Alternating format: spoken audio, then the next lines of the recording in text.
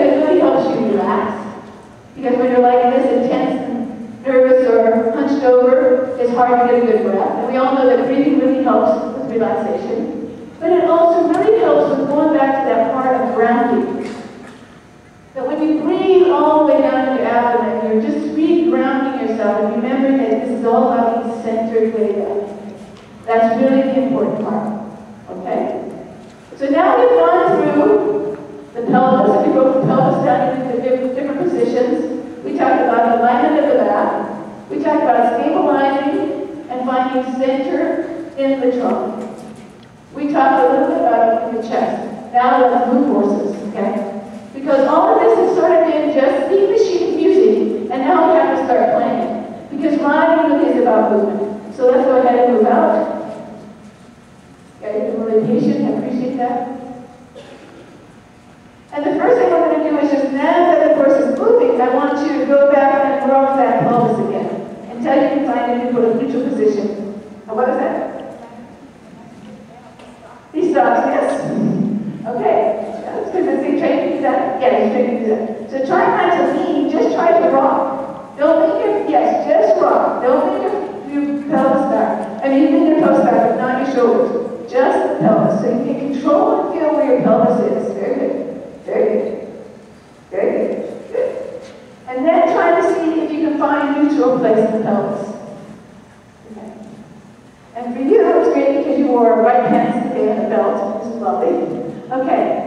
When you want to see if a rider, like if you're an instructor or something, you want to check to see if a rider has the pelvis in the neutral position. The easiest thing to do is just look at their belt and see if their belt is tipping forward, or if their belt is leaning back, or if their belt is pretty much level. The other thing you can really check out is the seam on the side of the pants. If it's going straight up and down this part of the seam on the pants, just to see if somebody's in the neutral position. Okay? So now as you're riding along, I'd like you to tip your pelvis forward and see if it affects your hip mobility at all. So really tip forward so I can see a really hollow back. Yes. And see then if your hip can come through as well, and then go back to neutral position. Does it help? Can you feel that a little different? Okay. All right.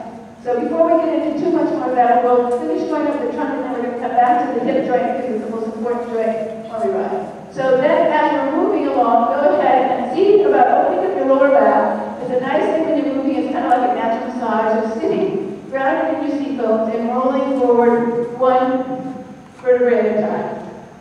And just see how far you can go. Yes, but it does this kind of nice massage. Sort of helps open the lower back.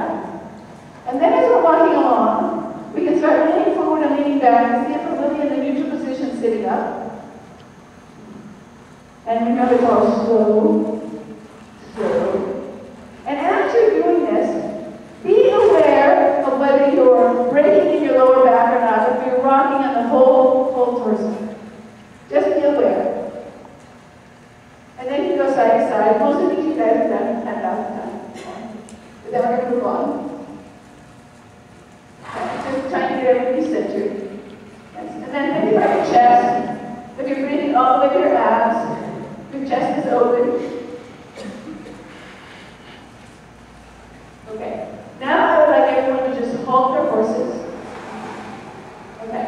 Because now you sort of got a lot of trunk clearness, right? That's all we're talking about, the pelvis, all of that. But I want to now move it more to the horse. Okay? One of the things that I see when I teach a lot is that a horse starts movement, and the rider is kind of just along for the ride, and the horse starts to move, and the rider can't get left behind. It's kind of like when we were children. Sorry about that. It's kind of like when we were children, and we were the wagon, right? The red wagon, and you're not really paying attention, and somebody starts moving you, and you have to grab the sides. You sort of get left behind, you have to grab the sides of the wagon. Okay? Because we really weren't there, centered, strong in our core, that when the wagon started to go with it, we got what we call the little left behind. Alright? So when I see that a lot with riders, and what happens when you get left behind in your torso, when you ask the horse to go forward, is that usually you don't give them the hands enough, and there's a little bump in the hands. So what I would like to see is everybody start halt the horses, and then start and stop quite a bit, and just feel if you're staying with your horse. walk and then start walking without getting left behind. Very good. Very good. Very good. Now, what else I see what happens, it's kind of like when the back wheel red right again, I'm not really paying attention, and it stopped. Then what happens to you? You go, oops, you get left, you lean forward. So when I say a lot of people are not that aware when they ask the horses to start and stop, where their trunk stability is. And trunk stability has to start before the movement of the horse, so that as the horse starts to move, we stay with the horse. Okay? It's right from the beginning. Okay. So that's a lot of things we talk about the trunk. Now we're going to go to the limbs of this rider. And first we're going to talk about coming and line up here. And we're going to start with actually one more piece. I guess it's really more the trunk, is the buttocks. I really talk about the seat a lot, okay? But a lot of us want to do is want to grip in our seat. Even when we start up or something, instead of gripping with our abs, because our abs may not be in the best shape, we sort of grip back here. And even though we're not gripping with our legs or our hands, if we grip with our seat and we tighten it up, then again, because it's not supple and soft, we cannot connect and move with the horse's movement. So that's another piece. So we start here, just making sure that stays soft, and then we go to our abs for balance and not to our seat. Okay? Now let's start talking about the leg. Alright? So, you say kind of drop your stirrup. What a lot of us are not realizing is that we really need to be really open and mobile in all three joints in our leg.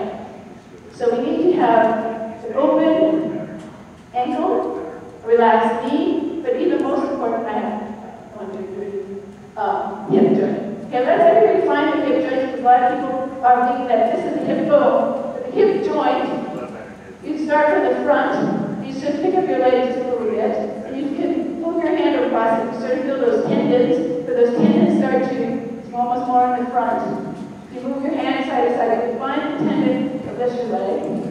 And then most of you are riding, you go back and sort of go back into the inside of the middle.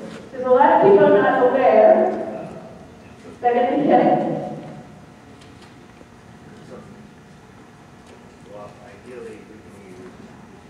that the hip joints are actually in the front, kind of, you see, and then to the center. Okay? Alright, so first you can find your hip joint. Now the key about the hip joint, well first we'll finish with the legs, then we'll get back to the front of the leg. Okay. If, as we're riding, and it's really important to have 3 shock absorbers: the ankle, the hip, and the knee. Okay? Yeah. So you have to be soft in each one of those. So when we start doing a little exercise, just roll your ankles. This is getting very good. And I'm just now walking around, sort of checking length of stirrups. Okay? Sort of see what we're doing here. And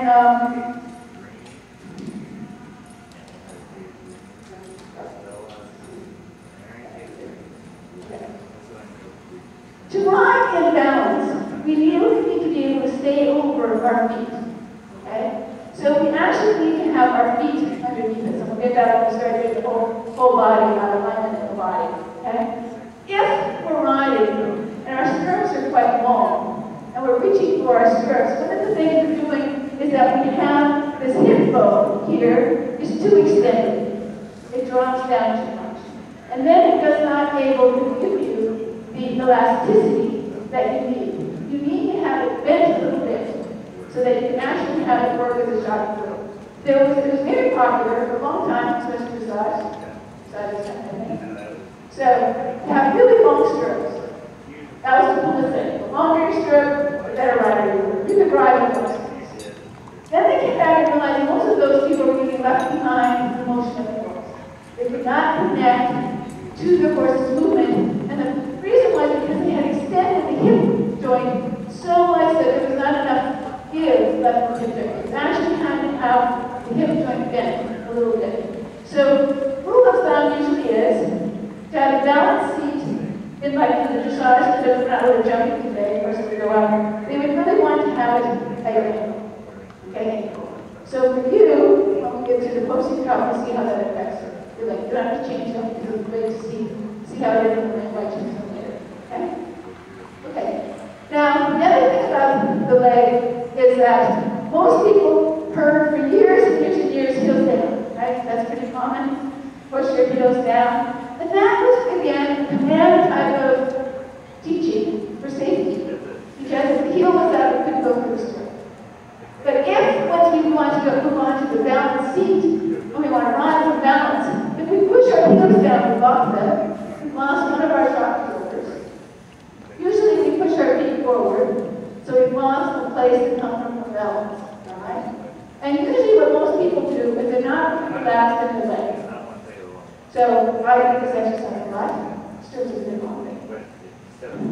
What we want to do when we think about, actually I'll do this here first, on the